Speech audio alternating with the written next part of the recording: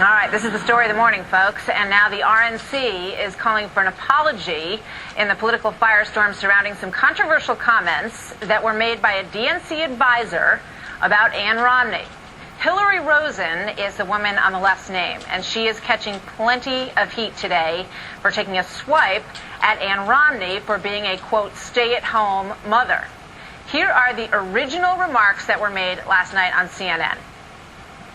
What you have is Mitt Romney running around the country saying, well, you know, my wife tells me that what women really care about are economic issues. And when I listen to my wife, that's what I'm hearing.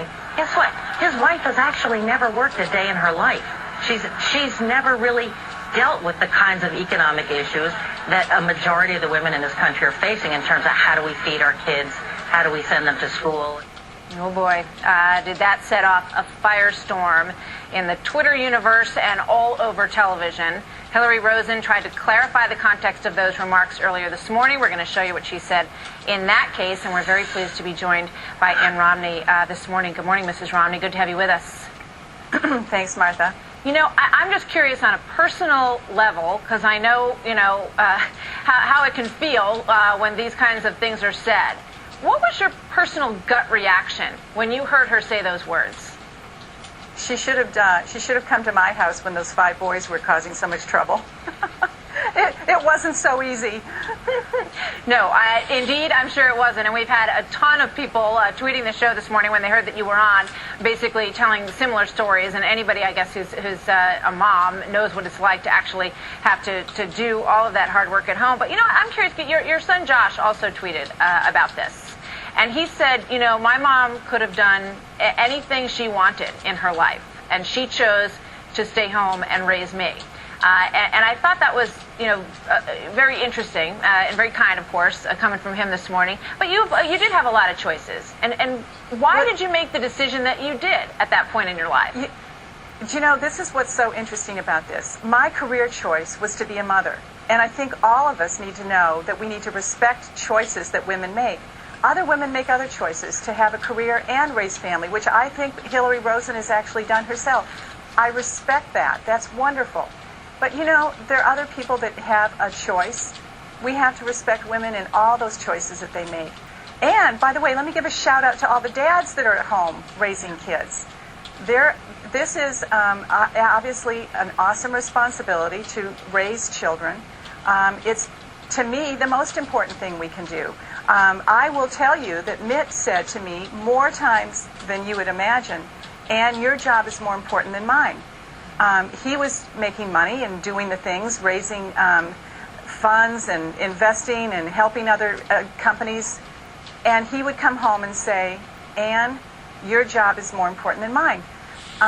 He would say, my job is temporary. I know that these things come and go, but your job is a forever job that's going to bring forever happess. So, he had perspective on this. And by the way, Mitt respects women that make those different choices. He had a lot of women in his life that have been his advisors, that he listens to a lot of different women. And if I get a chance, I want to tell you what women are telling me. And Hillary needs to know this, because I've been on the campaign trail for 1 year. And guess what women are talking about? And I don't care if they're stay-at-home moms, or they're working mothers, or they're grandmothers. Guess what they're all talking about? They're talking about jobs, and they're talking about the legacy of debt that we're leaving our children. That's what I'm hearing, and that's what we're talking about here. Let's take a look at what she said this morning, because she went back on television to respond to this, because she's getting a lot of heat, as you might imagine. And here's what she said this morning. Let's watch. This is not about Ann Romney. This is about the waitress in a diner in, someplace in Nevada who has 2 kids whose daycare funding is being cut off because of the Romney-Ryan budget, and she doesn't know what to do. This isn't about whether Ann Romney or I or other women of, some means can afford to make a choice to stay home and raise kids. Most women in America, let's face it, don't have that choice. This goes back to the sort of rich argument that has been leveled so much against you and your husband. Basically, she's saying, well, Ann Romney could have chosen to do anything she wanted, and Ann Romney can't relate to women who have no choice, who have to work and also raise their families. Look, I know what it's like to struggle. And if maybe I haven't struggled as much financially as some people have, I can tell you and promise you that I've had struggles in my life. And I would love to have people understand that Mitt and I have compassion for people that are struggling.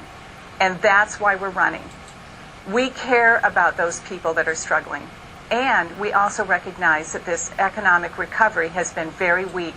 We also recognize that the debt burdens that we're facing in this country are huge and are going to be a huge problem for our children. That's what I'm hearing when I go out there, is that women are talking about economic issues, and they're talking about the security of their own jobs, the security of their husband's jobs. They're worried that maybe some of them come to me and say, my son is living back with me. He's a graduate from college, and he's back in the house. These are the things I'm hearing about, and we are recognizing that there's been a very tepid recovery, and people are worried about their jobs, their job security, and beyond that, I hear so much about how worried they are about the legacy of debt we're going to leave our children. I want to play one more soundbite from Hilary Rosen that I think is somewhat telling. Let's listen to this from last night. He seems so old-fashioned when it comes to women, and I think that comes across, and I think that that's going to hurt him over the long term. He just doesn't really see us as equal. Does your husband not see women as equals? Now that does bother me. That is not correct at all. You should see how many women he listens to, and that's what I love about Mitt. He has so many women in his circle, that his chief of staff when he was governor, in business, so many women surround him that he respects and admires. His lieutenant governor, when he was governor, Carrie Healy, he respects enormously, respects her intellect, and is a complete misperception. And I do think that is something that she needs to recognize, that is not Mitt Romney. Mitt Romney is a person that admires women and listens to them, and I am grateful that he listens to me and listens to what I am telling him as well, what women are facing right now, and he's listening and he cares. You know, one of the things that strikes me about when I look at you and the choices that you have made is that you also have chosen to support your husband in his work. As First Lady of Massachusetts, and you've also been involved in a lot of volunteer organizations helping children, which, a lot of women who are able to do that do across this country, and I think that they can, surely relate to that. You want right now to become the First Lady of the United States, and I'm guessing that you have plans and thoughts about how you would use that position if you are fortunate enough to achieve that as well. Will you tell us a little bit about that? Well, I will tell you that because of the struggles I've had in my own life with breast cancer and with multiple sclerosis, that those will be first and foremost in my thoughts, is to be compassionate for those that are suffering. And also to help try to find a cure for MS and for breast cancer. But beyond that, you're right, I have worked with at-risk youth, and I want to be able to make sure that kids make choices in their life that will bring them their most fulfillment and their most happiness. And so for me, I'm sure you could not keep me from working with kids again and with at-risk youth. It's interesting when you look at the polls, and I spoke with your husband about this yesterday. He is not doing well with women voters, at least at this moment in the campaign. Why do you think that is? I mean, what do you think is the White House and the administration and President Obama are doing to convince women in this country that they care about them more than he does? It's just too early, Martha. People haven't had a chance to listen to us or hear us. And I'm grateful for this opportunity to be able to let women know that this is a very important election.